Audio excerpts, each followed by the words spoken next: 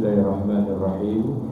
Assalamualaikum warahmatullahi wabarakatuh. Alhamdulillah alladzi bi ni'matihi tatimmus shalihat. Allahumma shalli wa sallim wa barik ala sayyidina Muhammad wa ala alihi wa sahbihi ajma'in. Amma ba'du, hadirin jamaah yang dirahmati Allah. Usai kita dari lebaran dan hiruk pikuk bulan Syawal, maka menghadang di depan kita kesibukan berikutnya, yaitu salah satunya adalah ritual ibadah haji. Memang ini nempel Pak, bahkan tumpang tindih antara Idul Fitri dengan haji. Walaupun sebenarnya ibadah haji itu kan nanti ya, bulan Zulhijjah. Dan kita kan ini masih Syawal apa udah selesai nih Syawal? Tanggal berapa sekarang? 26 ya. Ya bulan itu udah kecil lah ya, udah akhir Syawal. Tapi kenapa tadi saya bilang nempel atau malah tumpang tindih? Nah ini penting juga untuk kita ketahui begini Pak. Haji itu memang bulan Zulhijjah dan puncaknya kan tanggal 9, wukuf di Arafah. Nah tetapi sebenarnya kalau disebut dengan bulan-bulan haji, ini maksudnya bukan Zulhijjah, tapi kapan sih sebenarnya starting point haji itu dimulai? Sebenarnya dimulainya itulah justru sejak 1 Syawal. Dimulainya. Maksudnya begini Pak. Jadi haji itu kan ada 2 mikot. Satu mikot makani, yang sering kita bilang mikot itu makani biasanya. Kalau dari Madinah itu namanya Dzul Hulaifah atau Bir Ali. Kemudian kalau orang Yaman tuh zaman dulu nenek kakek kita haji itu dari Yaman namanya Yalamlam. Nanti ada Qarnul Manazil dan sebagainya. Nah, sebenarnya ada mikot satu lagi yang disebut dengan mikot zamani. Ya, jadi ada tempat tapi ada juga waktu. Kapan sih batas mulainya haji? Nah, batas mulainya haji secara waktu itu dimulai sejak 1 Syawal. Jadi misalnya sekarang ini Pak, sekarang ini tanggal tadi berapa? 26 Syawal ya. Kita sudah bisa Pak berangkat haji dalam arti memulai ritual haji. Walaupun tetap pada akhirnya nanti kita harus ada di puncaknya, yaitu tanggal 9 Zulhijjah harus hadir di Arafah gitu ya untuk wukuf. Dan tanggal 10, 11, 12-nya paling tidak kita ada di Mina. Nah, kalau sudah selesai itu sudah selesai haji. Nah, jadi kalau saya katakan tadi bahwa antara lebaran ya, lebaran Idul Fitri dengan lebaran haji itu nyambung tuh ya karena haji itu dimulai sejak 1 Syawal sebenarnya. Walaupun secara umum ya kira-kira sekarang inilah ya di akhir-akhir Syawal ini atau masuk bulan Dzulqa'dah, jamaah haji dari berbagai negara itu sudah mulai berdatangan. Saya masih ingat Pak, tahun 91. Berarti berapa tahun yang lalu tuh ya. Saya haji Pak, 91. Itu kloternya kloter 4. Jadi termasuk gelombang pertama kloter 4. Walaupun namanya 4 tapi mendaratnya paling dulu Pak. Karena mungkin pilot saya tuh udah jago kali ya. Jadi kloter 1, 2, 3 disalip sama dia Pak di jalan. Begitu sampai di Madinah, di Mekah, itu paling awal memang belum ada orang, sepi. Karena kalau dulu kan peraturannya umroh itu sudah selesai begitu masuk lebaran udah gak boleh ada orang umroh gitu kan. Jadi sepi itu, steril. Nah begitu datang lagi jamaah haji, memang sepi banget Pak Mekah itu. Saya ngalamin ya, masuk Masjidil Haram itu kagak ada orang Pak. Jadi saya bisa melaksanakan sunnah yang asli. Sunnah yang asli itu Pak, asal masuk kan kita sunnahnya tawaf. Gantinya dari sholat tahiyatul masjid. Kalau masjid biasa ini kayak kita begini nih kan masjid nih, masuk masjid kan sunnahnya sholat tahiyatul masjid. Nah kalau masuk Masjidil Haram itu sunnah yang aslinya tuh tawaf 7 putaran. Saya bisa tuh Pak sholat 5 waktu maka 5 kali saya tawaf itu. Subuh nih datang gitu kan, nah enggak sholat tahiyatul masjid, langsung aja tawaf muter 7 kali. Deket Pak, orang Ka'bah tuh ukurannya cuma 12 meter ya, persegi bukan persegi, 12 meter kali 12 meter lah gitu kira-kira. Kalau badan kita rada-rada deket sama dinding Ka'bah kan hitungin aja 12 berapa kan, 50 meter paling-paling kan. Nah, kali 7, 50 kali 7 berapa Pak? 350 meter, sebentar itu ya kan. Ya 5 menit lah, 10 menit jadi itu Pak, asal sepi. Kayak kemarin lagi pandemi itu Pak, ya kan kosong tuh ya kan, asal sepi. Nah kalau lagi rame-ramenya 2 jam juga belum selesai itu Pak, ya kan. Apalagi jarak antara kita sama Ka'bah makin jauh diameternya. Lah itu satu putaran bisa 1 jam itu, nggak selesai-selesai karena keserimpat-serimpat orang dulu kan. Sepi kalau datangnya masih awal. Tapi kalau udah kira-kira seminggu menjelang acara puncak haji, nah baru itu yang namanya tumplek-blek di situ ya Pak. Baik, ini ngomongin waktu. Nah, jamaah sekalian, kajian ibadah haji ini sebenarnya panjang ya. Saya nulis satu buku sendiri nih, kalau kita baca dari awal sampai akhir mungkin nggak selesai-selesai gitu ya. Maka saya akan mengambil topik haji ini yang lebih ke kekinian, yaitu problematika kita semua. Kapan saya dapat antrian haji? Gitu Pak. Antrian haji gara-gara ada pembatasan jumlah kuota. Sekarang ini Pak, Bapak kalau misalnya punya duit nih, daftar gitu ya. Itu Pak, kira-kira Bapak baru dikasih kesempatan berangkat itu ya antara 30 sampai 40 tahun lagi. Nah kalau Bapak sekarang usianya 40, tambahin aja 30, 70 gitu kan Pak. Tapi kalau Bapak bilang ntar aja belum siap nih gitu, ya udah misalnya Bapak 5 tahun lagi gitu. Nah itu makin ke sono Pak, antriannya makin panjang. Setiap provinsi, setiap kabupaten gitu itu ada angka yang beda-beda. Coba aja Bapak cek gitu ya. Kalau nggak salah daerah-daerah Kalimantan, Sulawesi itu justru malah antriannya panjang gitu. Saya punya murid daftar kira-kira 3 tahun yang lalu lah gitu. Saya tanya dapat nomor antrian berapa, maksudnya berangkatnya tahun berapa. Dia hitung-hitung 40 tahun lagi Ustaz. Nah, tapi dia masih muda, waktu itu umur baru 20. Jadi 20 tambah 40 kira-kira di usia 60 ya masih sedang lah Pak. Tapi kalau misalnya kita nih yang udah usia 40 apalagi udah 50 ke atas baru kerentek pengen haji gitu. Ya 50 tambah 40 90 tahun. Umur 90 tahun pergi haji Pak, itu jadi masalah Pak. Karena udah didorong pastinya kan, nggak mungkin gitu jalan sendiri gitu. Seandainya itu aman, tidak ada pandemi. Nah kalau besok pandemi datang lagi ya tunda lagi nggak selesai Pak. Ada yang bilang begini, Ustadz kalau mau cepat gampang, naik aja haji furoda. Iya sih kalau furoda gampang, cuman kan duitnya kagak gampang Pak. Ya kan haji kan 40 juta kurang lebihnya gitu ya.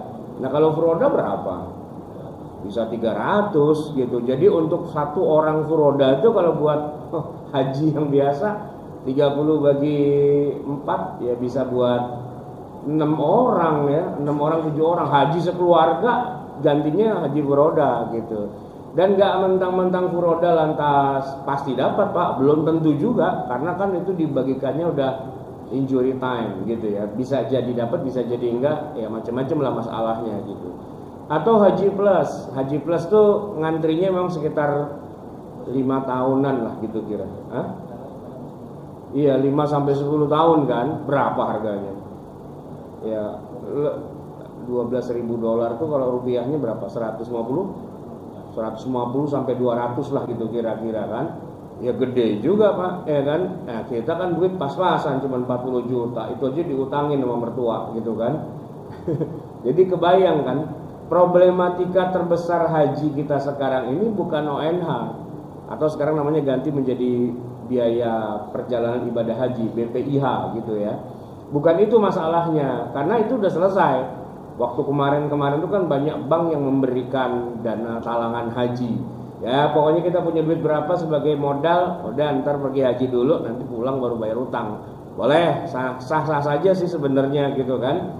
Tapi gara-gara ada kayak gitu kan jadi antriannya makin panjang gitu kan. Problematikanya bukan mahalnya biaya haji, tapi umur kita nyampe nggak ya untuk melaksanakan ibadah haji itu dengan haji reguler pastinya kan. Nah ini yang jadi problem Pak ya. Problemnya apa? Karena kalau diperhatikan negara-negara lain kayak sebelah kita itu Pak, Malaysia, itu lebih lama lagi Pak. Udah BPIH-nya juga mahal, mereka tuh bisa sampai ya lebih dari kita lah gitu ya.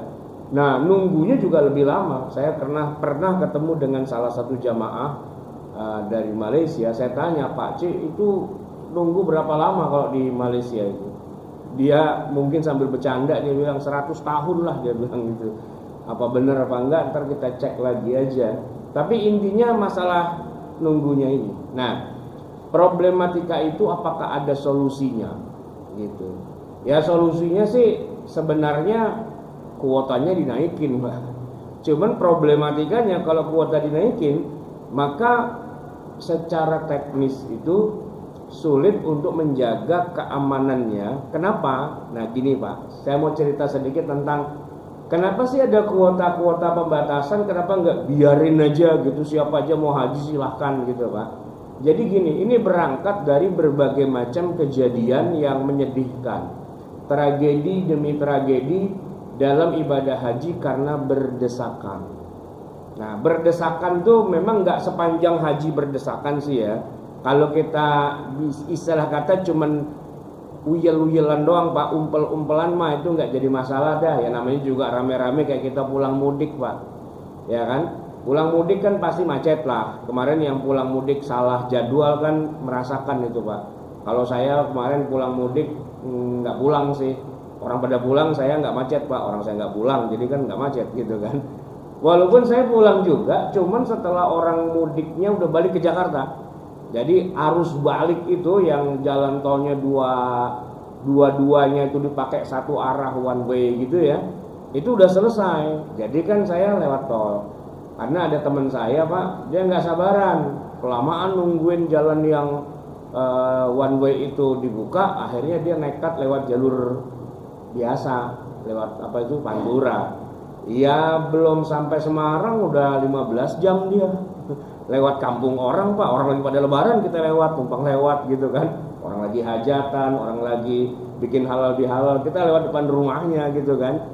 Ya saya bilang enggak lah, kalau mau nungguin aja jalan tolnya sepi baru kita lewat gitu aja. Nah sebenarnya jamaah haji itu kalau cuman sekadar macet, sesak gitu sih nggak jadi masalah Pak. Ya namanya juga orang lagi haji kan. Cuma yang jadi masalah itu adalah sampai membawa kepada kematian. Tahun 2000 bulan Juli itu hubungan Indonesia dengan Saudi Arabia itu hampir-hampir saja putus Pak. Karena main salah-salahan. Indonesia nyalain Saudi, Saudi nyalain Indonesia. Gara-garanya ada ribuan orang mati jadi perkedel Pak di dalam terowongan Mina. Itu memang jadi masalah besar itu. Tahun duka cita lah itu waktu itu, tahun 90. Karena dari 1000-an lebih itu 649 itu warga negara Indonesia ya. Dan memang di titik itulah yang jadi kerawanan gitu ya. Pada saat itu kan terowongannya cuma satu Pak. Dan dia apa tuh namanya apa sih kalau nggak satu arah tuh namanya? Iya dua arah, apa sih istilahnya? Kontraflow. Nah, kontraflow Pak. Cuman kan kalau mobil kontraflow kan dikasih pembatas. Nah kalau ini nggak ada pembatas Pak gitu ya. Jadi yang dari mulut sini itu panjang 1,7 kilo terowongannya itu, ya kan? Jadi nggak ngelihat tuh Pak dari ujung sini ke ujung sana, nggak lihat. Dari sana dorong, dari sini dorong. Nah yang di tengah Pak halus jadi kayak ditumbuk. Itu wafat banyak itu Pak. Jadi tragedi kemanusiaan yang luar biasa. Sekarang sih terowongannya ada beberapa gitu kan, dan dibikin luas dan nggak boleh kontraflow semua satu arah dan sebagainya. Tapi kejadian lagi 2005, 2006 dan sebagainya bukan di terowongan, ya di perempatan di Mina lagi. Memang tempatnya selalu Mina lagi. Ya karena apa? Karena memang di Mina itulah crowdednya sebenarnya. Kalau selama ada di kota suci Mekah gitu ya, sambil menunggu datangnya puncak ibadah haji, itu hampir dibilang nggak jadi masalah. Nggak jadi masalah karena nggak ada kewajiban harus ngapain-ngapain. Udah di rumah aja ngejinggreng gitu kan, di hotel nggak ada urusan. Nah yang jadi masalah kan ketika di padang pasir di Mina di tenda, bukan di hotel, ya kan? Udah dalam tendanya uyel-uyelan kayak gitu, ngantri WC itu Pak bisa. Kalau antrian cuma 5-10 kita bilang wah dikit orangnya gitu. Yang ngantri 5 nih Pak, oh dikit yang ngantri berarti cuma 5. Nah kalau sedang tuh ya 30 yang ngantri Pak. Bayangin kalau kita kebelet ya kan. Nah itu kayak gitu, itu di dalam tendanya. Nah di lalu lintas lalu lalang yang harus melontar jumrah itu Pak, nah itu yang jadi masalah. Karena apa? Karena kan harus jalan kaki dan jaraknya nggak dekat Pak, jaraknya sekitar 3 kilo 4 kilo jalan kaki, ya kan, perginya 3 kilo pulangnya 3 kilo kan lumayan itu Pak. Itu kalau udah pakai ada yang berhenti, yang belakang dorong gitu. Nah kalau udah dorong keinjak, dan kalau udah keinjak ya yang satu injak, yang belakang injak, yang belakang lagi injak, yang injak ribuan orang meninggal gitu. Itu yang crowdednya tuh di Mina gitu. Sedangkan kalau bahkan kalau di Arafah gitu ya, kayak di Muzdalifah, walaupun sama-sama di padang pasir, kita jarang dengar ada tragedi Arafah, itu kan enggak. Tragedi Muzdalifah enggak, Mina yang jadi masalah gitu. Kenapa? Karena di Arafah walaupun kumpul semua 2 juta jamaah, itu durasinya singkat Pak. Singkat banget ya, dan wilayahnya luas. Saya tadi searching berapa sih luasnya padang pasir Arafah tempat wukuf itu Pak. Itu disebutkan kira-kira 70 km persegi. 70 km persegi. Wah itu cukup luas Pak. Makanya sekarang Arafah kalau Bapak lihat video-videonya itu ya, itu kayak orang lagi wukuf tuh kayak pesta kebun. Jadi tempatnya indah, banyak pohon-pohon dan sebagainya, emang udah subur kan, udah maju lah begitu. Jadi indah banget kalau di Arafahnya itu, karena padang pasir luas, di titik manapun kita berada kita wukuf, gitu. Nggak ada satu titik yang kita harus rebutan tuh nggak ada di Arafah. Begitu juga di Muzdalifah, ya. Sebenarnya sih di Muzdalifah harusnya nginep Pak, cuman rata-rata kita jamaah nggak ada yang nginep masuk tenda lagi tuh nggak ada. Jadi cuman ya istilahnya nungguin aja. Begitu tengah malam itu sudah lewat, kita bisa langsung berangkat lagi. Jadi bisnya cuman berhenti sebentar, kita keluar ngopi-ngopi misalnya gitu kan, sambil mencari batu kerikil buat melontar jumrah besoknya. Ya berhenti sejam 2 jam gitu kan, langsung berangkat lagi. Artinya ya 2 juta jamaah itu bisa sambil lewat gitu aja selesai. Nah the real thing itu adanya di Mina. Karena di Mina kita nginep 4 hari Pak. Mulai dari pagi itu tanggal 10 Zulhijjah, dimana kalau di Indonesia orang lagi pada lebaran haji, lagi pada nyembelih gitu ya. Nah itu hari pertama tanggal 10 di Mina kita masuk tenda dan kemudian kita melontar, ya kan. Jarak antara titik untuk melontar ke tenda, kalau mau yang dekat sih bisa Pak, yang cuman 500 meter gitu ya. Cuman nih harganya nih bisa puluhan juta nih, puluhan juta. Tadi yang model-model kayak haji plus gitu ya, plusnya 2 kali. Nah itu bisa di situ Pak. Saya 2019 kemarin plus juga, cuman nggak plus gitu ya. Ini jaraknya bukan 500 Pak, mundur lagi dikit, 900 meter. Tapi dari tenda saya, gedung tempat ngelontar kelihatan dia tuh 500 meter. Kelihatan Pak dari sini. Ya mungkin dari sini sampai jembatan Latul Hari lah gitu, ya kan? Kelihatan dong, tuh dia tuh. Nah gitu. Tapi kalau saudara kita yang lain yang jamaah haji reguler nggak begitu Pak, ya. Karena di sini ada gunung dulu, ya kan? Nah dia tendanya tuh di balik gunung itu, terus ketemu gunung lagi, terus ketemu gunung lagi. Baru di belakang gunung yang ketiga itu jauh Pak, ya kan, perjalanannya bisa berkilo-kilo itu. Nah itulah yang jadi masalah, karena harus terjadi setiap hari tanggal 10, 11, 12 dan atau 13 gitu. Itu tiap hari mondar mandir ke titik di mana lempar jumrah itu di situ tempatnya yang dikerubuti oleh 2 juta orang. selama perjalanan mondar-mandir, selama ngelontar-ngelontar dan bolak-baliknya, itulah tragedinya yang paling banyak gitu. Dan susahnya adalah gimana cara ngaturnya, Pak. 2 juta orang biayaan gitu. Itu susah tuh, Pak, ya kan? Terakhir sih kemarin 2019 waktu saya sendiri haji itu, Pak, biayaannya dikurangi dengan cara gini. Setiap maktab itu, Pak, itu berupa kerangkeng, jeruji, besinya gede-gede, Pak, ya kan? Nggak boleh keluar gitu, Pak, di dalam maktab itu. Nggak boleh keluar, kecuali hanya pada jam ngelontar baru boleh keluar. Itu pun dikawal, dikomando pakai HT apa segala macam gitu kan. Dan sepanjang perjalanan itu nggak boleh berhenti, nggak boleh istirahat, nggak boleh capek. Nah gitu, Pak. Berangkat itu 900 meter, naik ke atas gitu kan, ngelontar 1, 2, 3, balik lagi gitu. Nah itu nggak boleh ada jeda berhenti. Nah, kalau yang masih muda-muda, yang masih seger gitu sih, alhamdulillah. Cuman kasihan yang oma-opa, yang kakong, yang uti, ya kan, yang usia-usia udah 80, 90 itu ribet itu.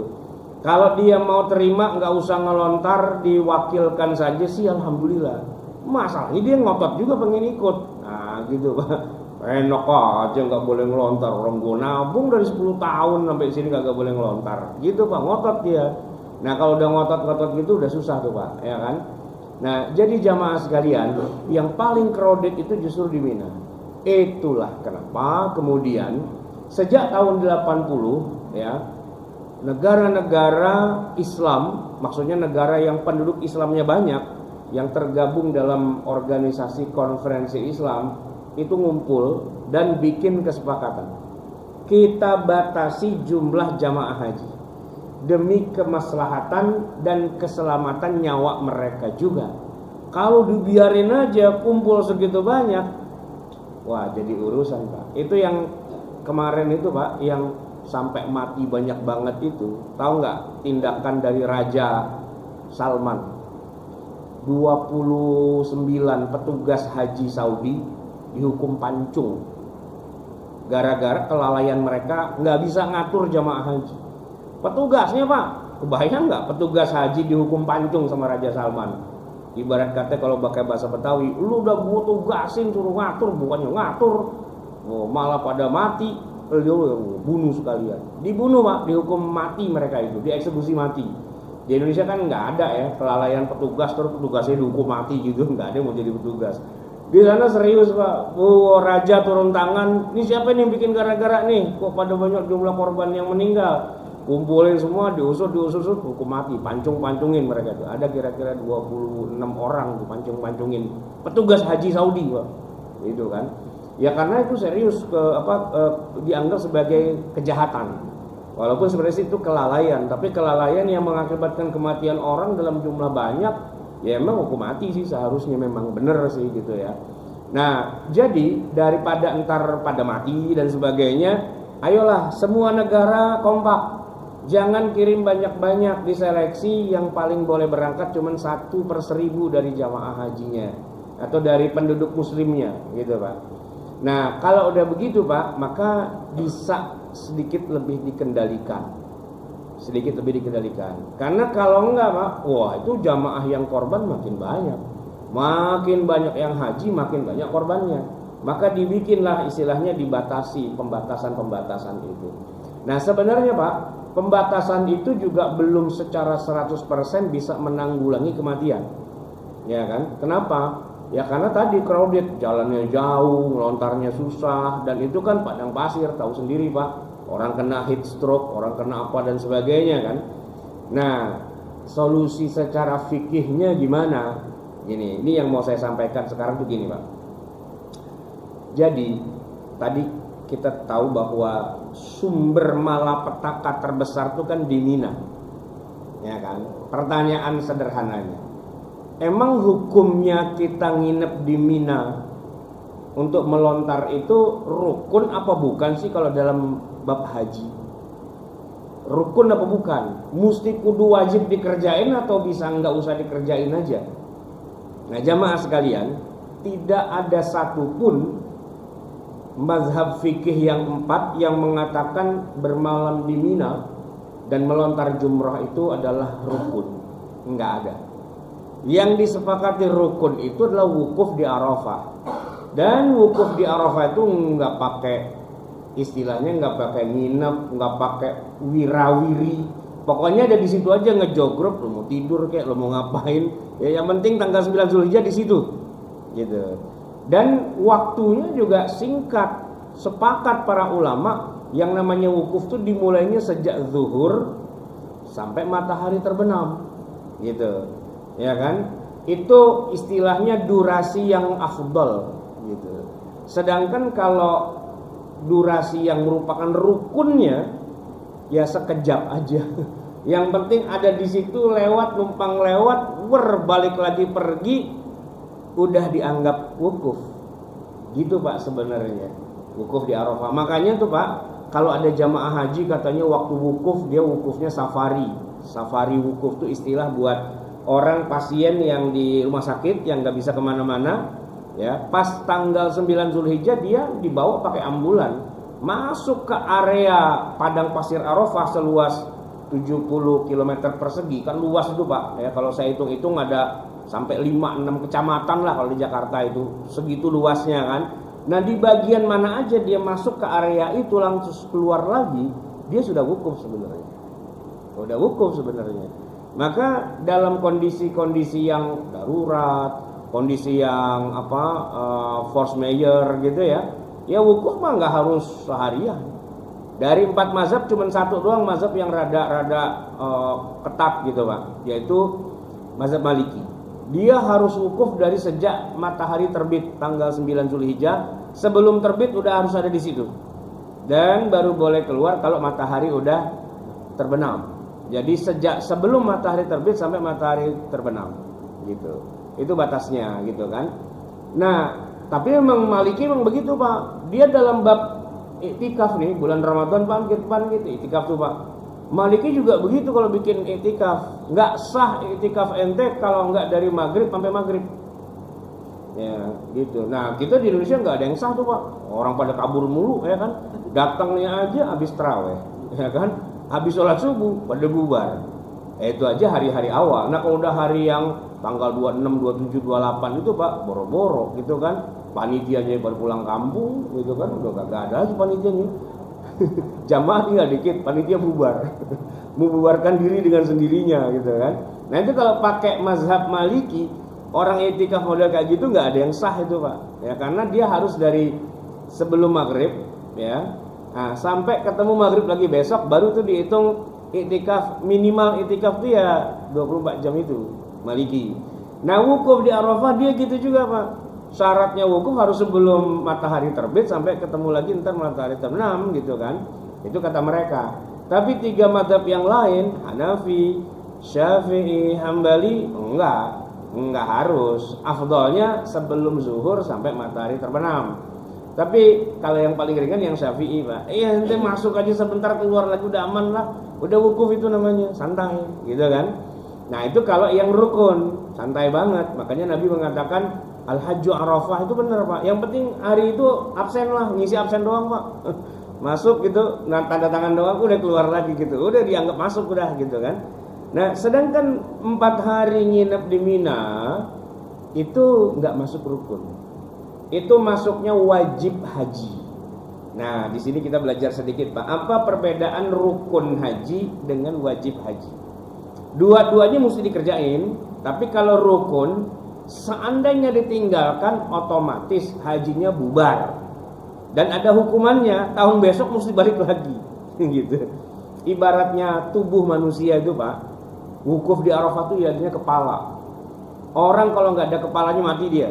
Gitu.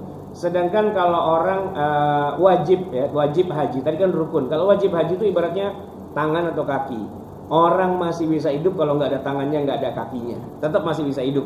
Ya, mungkin dia pakai tongkat, dia pakai kursi roda dan sebagainya, tapi masih bisa hidup. Nah, wajib haji memang wajib dikerjain, tapi seandainya ada uzur syar'i yang tidak bisa dia datang ke situ, entah sakit, entah takut kenapa-kenapa dan sebagainya, boleh tidak usah ke Mina. Wah, gimana itu? Masa haji nggak ke Mina? Masa haji nggak ngelontar? Emang ada aturannya dari Nabi? Ada. Justru yang bilang ada tuh karena memang Nabi yang bilang. Jadi gini Pak, waktu haji Nabi, haji wada itu ya, ada salah seorang sahabat Nabi yang merupakan masih pamannya juga, Al-Abbas ibnu Abdul Muttalib.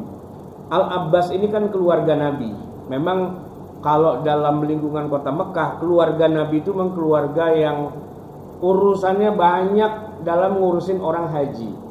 Nah, siqayatul haji, ngelayani para jamaah haji, ya, itu memang jadi kerjaannya keluarga Nabi. Salah satunya Al-Abbas ibnu Abdul Muttalib ini. Jadi dia bilang begini, ya Rasulullah, ini nginep di Arafah di Mina selama 4 hari ini kan disuruh. Cuman pertanyaannya, saya boleh nggak usah pakai nginep di situ? Emang kenapa? Kerjaan banyak, banyak kerjaan gitu. Jadi saya kan udah wukuf. Nah saya nggak usah ke Mina boleh nggak? Kata Nabi, oke, boleh, deal. Karena yang penting kan udah datang ke Arafah. Udah, haji itu intinya Arafah. Nah, rukhsah dari Nabi kepada Al-Abbas, bukan Ibnu Abbas. Ibnu Abbas itu anaknya, ini bapaknya. Nah bapaknya ini seumuran sama Nabi. Ya tuaan dikit dari Nabi, karena waktu kecil mereka ini main bareng. Al-Abbas inilah yang kemudian dikasih izin sama Rasulullah untuk tidak usah nginep 4 hari di Mina gitu. Nah dari situ para sahabat atau para ulama mengatakan, oh kalau gitu emang bukan rukun. Karena kalau rukun kata Nabi, wah aja kagak ke Mina, kagak salo hajinya, harus di Mina gitu kan. Tapi Nabi bilang oke, nggak ada masalah gitu. Nah cuman para ulama kemudian memposisikannya dia bukan rukun sebagai wajib yang kalau ditinggalkan tanpa uzur syar'i kena denda gitu. Tapi kalau ada uzur syar'inya ya nggak apa-apa, nggak usah kena denda. Misalnya orang sakit, orang apa itu nggak usah ke Mina, santai udah gitu kan. Nah gimana ngelontar bisa diwakilkan, bisa dibadalkan. Nah dibadalin aja, nggak usah ke Mina, ngelontarnya dibadalin, selesai. Nah, bagaimana kalau orang malas tinggal di tenda, uyel-uyelan kayak gitu, mana WC-nya jorok, mana bodoh gitu kan. Saya pengen di hotel aja. Nah, para ulama mengatakan itu boleh juga. Cuman ente kena denda. Dendanya apa? Potong kambing gitu, bayar dam. Gitu. Jadi, kalau kita nggak mau repot-repot ribut di Mina yang uyel-uyelan nggak karu-karuan itu, ya kan? Ya sudah, bayar aja dendanya itu, bayar dam. Sebenarnya Pak, urusan bayar-bayar ini Pak, semua jamaah haji Indonesia bahkan seluruh dunia rata-rata pada bayar itu Pak. Bukan karena nggak ke Mina, tapi karena ngambil haji yang enak-enakan, haji tamattu. Haji tamattu Pak, itu haji enak-enakan namanya. Semua jamaah haji Indonesia itu pasti bayar dam. Kenapa? Karena kalau hajinya misalnya haji ifrat yang nggak usah bayar, ribet Pak. Kan kita datang nih, begitu ngelewatin mikot, udah harus pakai baju ihram dong, ya kan? Dan baju ihram tuh nggak boleh dilepas sampai haji selesai. Nah kalau kita datang kloter 4 kayak saya Pak, udah nungguin hajinya masih sebulan lagi Pak. Mana pakai baju anduk doang, nggak pakai daleman, mana gundal gandul gitu kan? Waduh ribet amat nih gitu kan? Iyalah sebulan, kalau 2 hari 3 hari oke lah. Kalau sebulan Pak, wah repot, bayar dah ketahuan, bayar Pak, bayar dam 300 real buat beli kambing gitu kan. Nah itu sebenarnya jamaah haji kita semua pada bayar dam itu, karena nggak ada yang begitu sampai di Mekah tetap pakai baju ihram terus, nungguin lu pakai baju ihram mulu. Duit saya kehabisan buat bayar dam. Hatta kalaupun kehabisan Pak, bayarnya dengan puasa, ya kan? Salasatin fil haji wa sab'atin idza raja'tum. Itu 3 hari waktu masih di tanah suci, dan kalau udah pulang tambah 7 hari lagi, jadi tilka asyaratun kamilah. Itu dikasih keringanan Pak gitu. Tamattu saja, dan itu adalah yang paling bagus gitu, haji tamattu gitu. Nah begitu juga untuk ke Mina, ya kan? Ke Mina itu seharusnya nggak harus ke Mina kita.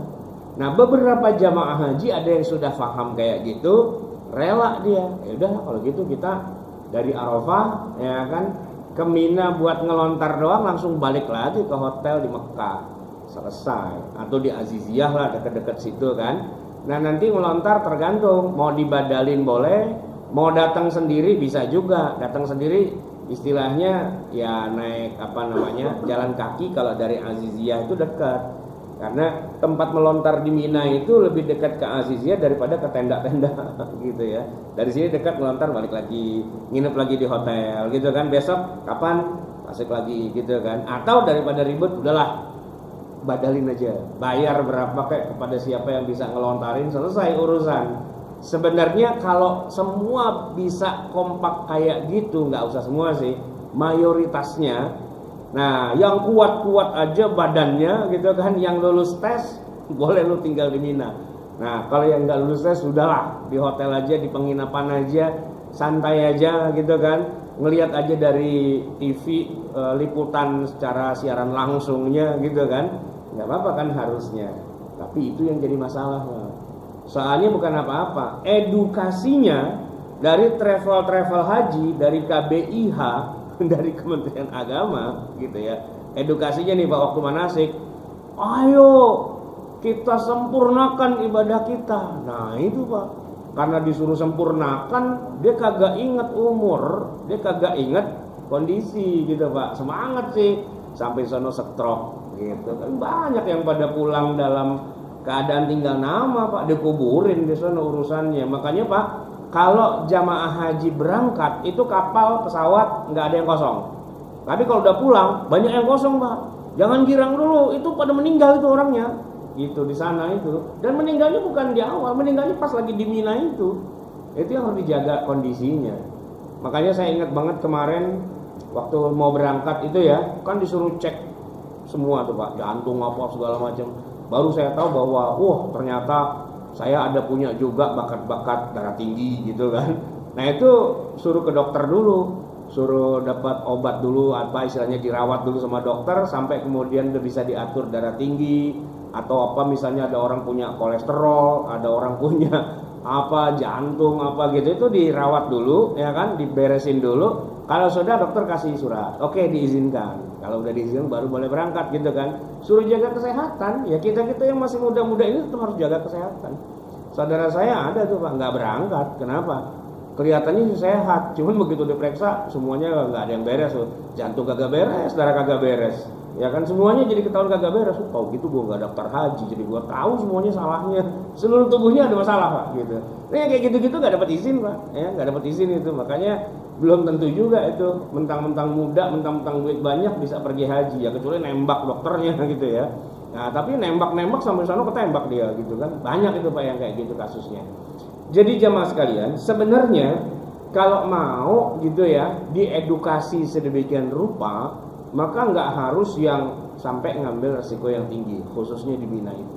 Ya kan kalau bisa syukur-syukur mau. Tapi kan yang jadi masalah tadi itu Pak, mindset gitu.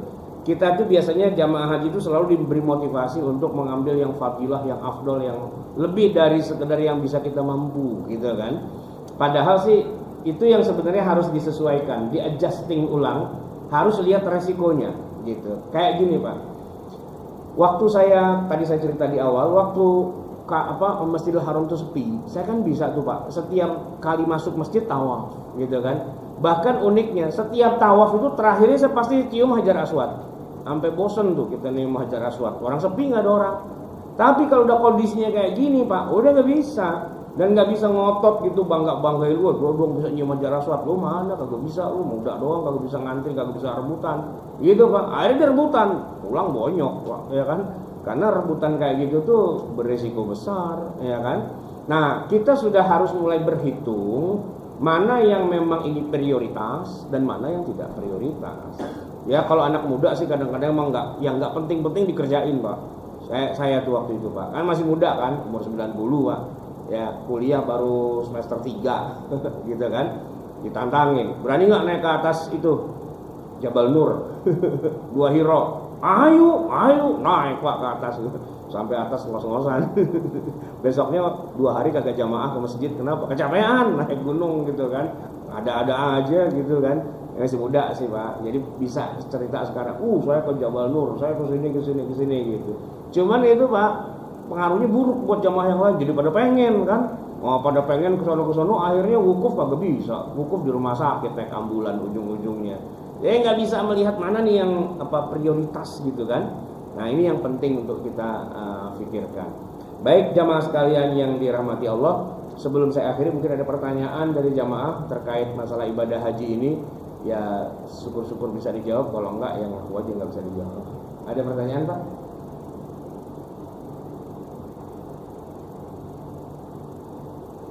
Nggak ada ya? Oke. Oh ada. Tadi kan ada yang wajib tadi, Ya.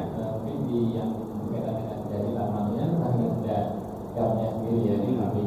Berarti nanti kalau saya itu nggak ke Mina lagi, itu berarti kena kaum yang kedua gitu ya? Ya, dam pertama-tama tuh ya kan, dam kedua nggak ke Mina.